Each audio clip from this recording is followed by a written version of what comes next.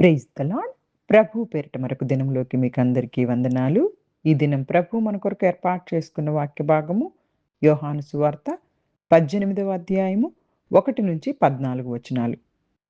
యేసు ఈ మాటలు చెప్పి తన శిష్యులతో కూడా కేద్రోను వాగు దాటిపోయెను. అక్కడ ఒక తోట ఉండెను. దానిలోనికి ఆయన తన శిష్యులతో కూడా వెళ్ళెను. యేసు తన శిష్యులతో పలుమారు అక్కడికి వెళ్ళుచుండువాడు కనుక ఆయనను అప్పగించు యూదాకును ఆ స్థలము తెలిసి ఉండెను.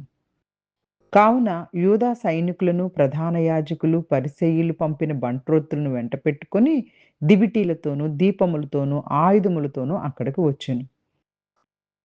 యేసు తనకు సంభవింపబోవన్నీయు ఎరిగినవాడై వారి వద్దకు వెళ్లి మీరెవరిని వెతుకుచున్నారని వారిని అడిగాను. వారు నజరేయుడైన యేసునని ఆయనకు ఉత్తరమియ్యగా, యేసు ఆయనను నేనే అని వారితో చెప్పెను.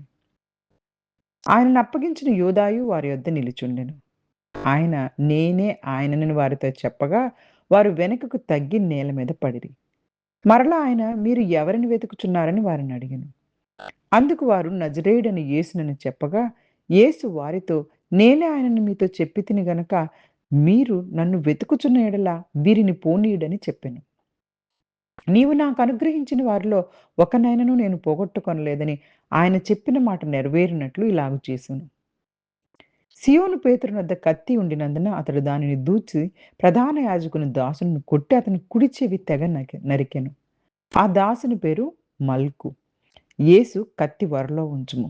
తండ్రి నాకు అనుగ్రహించిన గిన్నెలోనిది నేను త్రాగకుందునా అని పేతురుతో అనెను. అంతటి సైనికులను, సహస్రాధిపతియు, యూదులు, బంట్రోతులను యేసును పట్టుకొని ఆయనను బంధించి మొదట అన్నా యొద్దకు ఆయనను తీసుకొని పోయిరి. అతడు ఆ సంవత్సరం ప్రధాన యాజకుడైన కయపాకు మామ. కయప ఒక మనుష్యుడు ప్రజల కొరకు చనిపోవుట ప్రయోజనకరమని యూదులకు ఆలోచన చెప్పినవాడు. హల్లెలూయా! హల్లెలూయా! పరిశుద్ధాత్మ దేవుడు ఈరోజు ఈ వాక్య భాగాల ద్వారా మనతోటి మాట్లాడుతూ ఉన్నారు. మనందరికీ తెలిసినటువంటి సందర్భమే. యోహాను సువార్తలో యేసుక్రీస్తు ప్రభువారు 13వ అధ్యాయం నుంచి 17వ అధ్యాయం దాకా కూడాను శిష్యులతోటి ఎడతెగక మాట్లాడుతూ ఉన్నారనమాట. అంటే యేసుక్రీస్తు ప్రభువారికి తెలుసు రాబోతున్నటువంటి భయంకరమైనటువంటి ఆ సిలువ యాగంలో శిష్యులందరినీ నేను వదిలిపెట్టి వెళ్ళిపోతానన్న విషయం. మనం కూడా చూడండి మన సొంతంగా మనం ఎవరినైనా ప్రేమించిన వాళ్ళని విడిచిపెట్టి వెళ్ళాలంటే ఎక్కువగా మాట్లాడుతా ఉంటాం కదా! వారితోటి ఎళ్ళబోయే ముందు. అట్లానే యేసుక్రీస్తు ప్రభువారు గూడా ఎంతో ప్రేమించారండి ఆయన. ఆయన ఎంత చక్కగా అనేకమైన విషయాలు మాట్లాడుతూ, బలపరుస్తూ, వారిని ధైర్యపరుస్తూ, వారి కొరకు ప్రార్థన చేస్తూ, అనేకమైనటువంటి విషయాలు మనము 17 అధ్యాయం దాకా చూసుకున్నాం.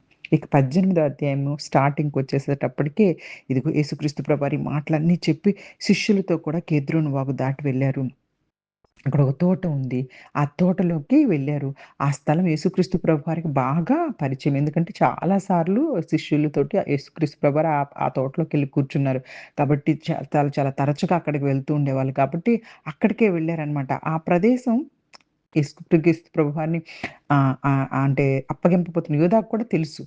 కావున వెంటనే అక్కడ యూదా సైనికులు అందరూ కూడాను యూదా సైనికులు, ప్రధాన యాజకులు, పరిసయ్యులు పంపిన బంట్రోతులను వెంట పెట్టుకొని దివిటీలతో, దీపములతో, ఆయుధములతో అక్కడికొచ్చేసారు. మన జీవితాల్లో కష్టాలొస్తున్నప్పుడు దేవుని సన్నిధిని వెతుక్కోవాలి. యేసుక్రీస్తు ప్రభువారు తనకు రాబోయే బాధ తెలిసి భయంతో పారిపోవట్లేదు. తండ్రి చిత్తానికి లోబడుతున్నారు.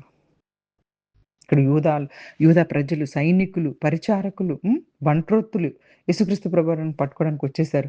వారిని ఎవరు వెతుకుతున్నారు అని యేసుక్రీస్తు ప్రభు వారినే అడుగుతున్నారు. అప్పుడు వాళ్ళంటున్నారు నజరేయుడని యేసుని. అంటే వాళ్ళకి కనీసం ఆయన ఎలా ఉంటారో కూడా తెలీదు. కానీ అధికారులు చెప్పారు కాబట్టి వచ్చేసారు పట్టుకోవడానికి. యేసుక్రీస్తు ప్రభువారు వెంటనే ఇదిగో నజరేయుడైన యేసునని వాళ్ళు చెప్పగానే, నేనే అది అని చెప్పేసి సమాధానం చెప్పారు. ఆ మాట విని వారు వెంటనే వెనక్కెళ్ళి నేల మీద పడిపోయారంట. అంటే ఆ యొక్క ధైర్యం మేము ఎవరి కోసం అంతమంది పట్టుకోవడానికి వస్తూ ఉంటే ఎదురుగా వచ్చి అతనే నేనే అని చెప్తున్నారేంటి అసలకి? ఎవరైనా దాక్కుంటారు. లేకపోతే ఎవరైనా నేను కాదని చెప్తారు. కానీ ఇక్కడ యేసుక్రీస్తు ప్రభువారు తన దైవిక అధికారాన్ని చూపించారు. ఆయనను పట్టుకోవడానికి వచ్చిన వారిని చూసి యేసుక్రీస్తు ప్రభువారు ఏమాత్రం భయపడట్లేదు. తన ప్రాణాన్ని బలవంతంగా ఎవరు తీసుకోలేరు. మానవుల రక్షణ కోసం యేసుక్రీస్తు ప్రభువారు తనను తాను అర్పించుకోవడానికి స్వచ్ఛందంగా ముందుకొచ్చారు ఈ లోకంలోకి. కాబట్టి ఆయనకన్నీ తెలుసు. ఆయన అన్నీ ఎరిగి ఉన్నారు కాబట్టి ఆయనేం భయపడట్లేదు. కానీ ఆయన ఆ మాట చెప్పగానే వీళ్ళందరూ భయపడిపోయి వెంటనే వెనక్కి తగ్గి నేల మీద పడిపోయారంట. మరలా యేసుక్రీస్తు ప్రభువారు మళ్ళా వాళ్ళు అది ఒకవేళ అది అంటే అబద్ధం చెప్తున్నారనుకున్నారేమో, మళ్ళా ఎతుక్కుంటున్నారంట. మళ్ళీ యేసుక్రీస్తు ఎవరిని వెతుకుతున్నారని.